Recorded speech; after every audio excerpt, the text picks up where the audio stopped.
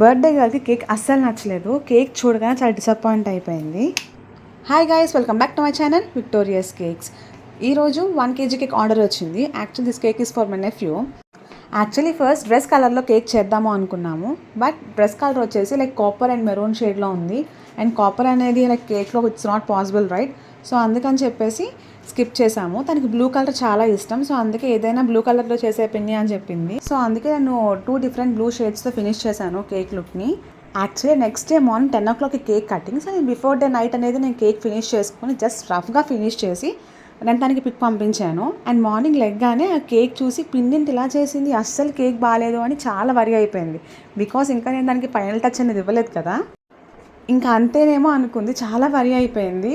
So before cake cutting తన మా ఇంటికి వచ్చి చూసేసరికి అమ్మయ్య పిన్ని ఇట్స్ ఫైన్ అని చేసి అప్పుడు తను రిలాక్స్ అయ్యిందనమాట. మార్నింగ్ అంతా మా అక్క బుర్ర తినేసింది ఇంకా పాపం. అది it's like a prank on her. Actually పిన్ని అండ్ కూతురు రిలేషన్ అంటే ఎలా ఉంటుంది కదా ఫన్నీగా.